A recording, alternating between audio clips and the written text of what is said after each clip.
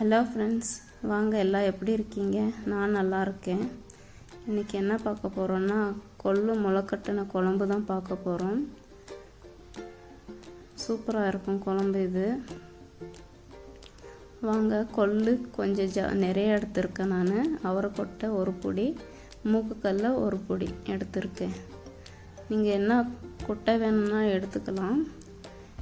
எடுத்து நல்லா கழுவி எடுத்துக்கிட்டேன். ஒரு நைட்டு ஃபுல்லும் ஊறட்டும். இது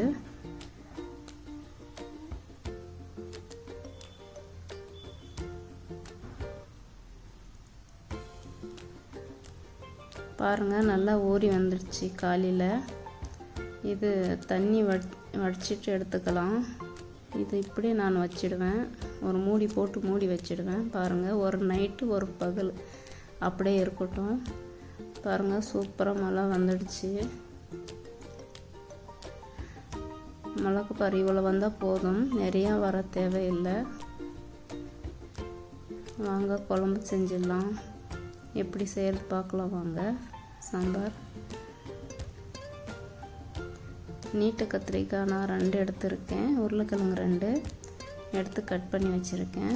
இதுக்கு தேவையானது ஒரு வெங்காயம், ஒரு தக்காளி, வெள்ளை பூண்டு, பட்டை, லவங்கம், ஒரு தக்காளி, அரை மூடி தேங்காய். இது எல்லாம் போட்டு நல்லா மிக்ஸ் கிரைண்ட் பண்ணிக்கலாம்.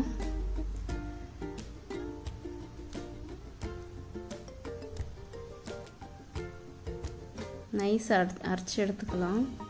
இதுக்கு 3 ஸ்பூன் தனியா பொடி, 2 ஸ்பூன் தனி சில்லி பவுட்ரு, மிளகாத்தூள் எடுத்துருக்கேன். போட்டு இதில் சேர்த்து அரைச்சிக்கலாம்.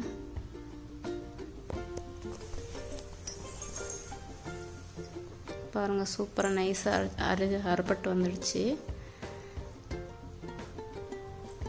இப்போ ஒரு பாத்திரம் எடுத்துட்டு அதில் 2 ஸ்பூன் எண்ணெய் சேர்த்துக்கிட்டேன். கடுகு, கருவேப்பிலை, ஒரு வெங்காயம் கட் பண்ணி வச்சுருந்தேன். இதெல்லாம் சேர்த்து தாளிச்சிக்கலாம்.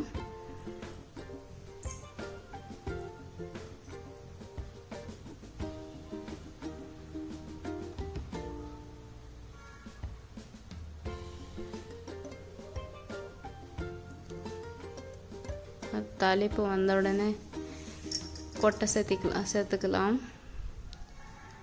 கொட்டை சேர்த்து நல்லா தாளிச்சிக்கலாம். இது கூடவே கத்திரிக்காய், உருளைக்கிழங்கு இதுவும் சேர்த்து நல்லா கொஞ்சம் ஒரு 5 நிமிஷம் கலக்கி விட்டு வேக வச்சுக்கலாம்.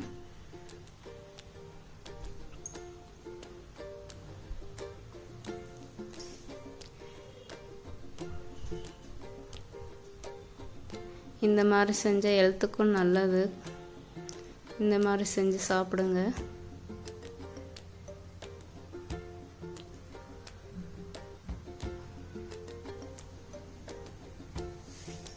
இந்த அளவு வெந்த பின்னாடி மசாலா சேர்த்துக்கலாம்.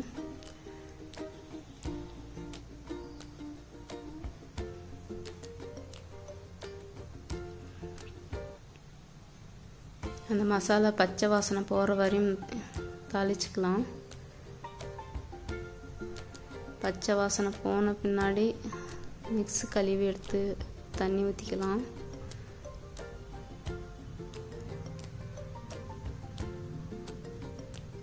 பாருங்கள், இந்த அளவு கலக்கி விட்டுக்கோங்க. ஃபஸ்ட்டு பச்சை வாசனை நல்லா போயிடும்.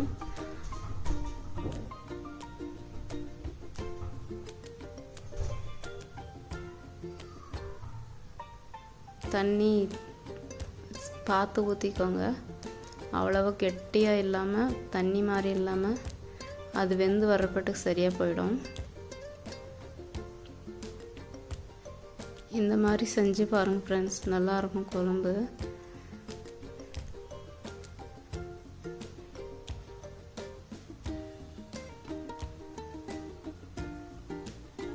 இன்னும் கொஞ்சம் தண்ணி ஊற்றிக்கலாம்.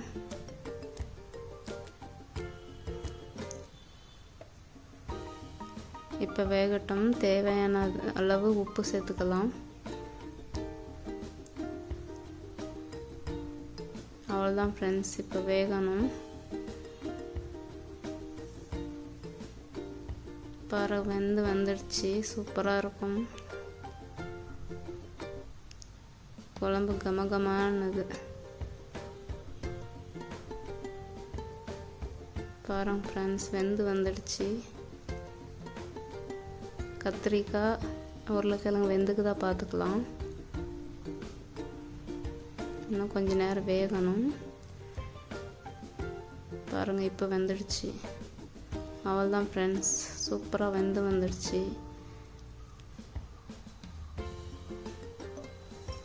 கொள்ளு முளைக்கட்டின குழம்பு சூப்பராக ரெடி ஆயிடுச்சு ஃப்ரெண்ட்ஸ். சூப்பராக குழம்பு ரெடி ஆயிடுச்சு ஃப்ரெண்ட்ஸ். ஓகே பாய், நெக்ஸ்ட் வீடியோவில் பார்க்கலாம்.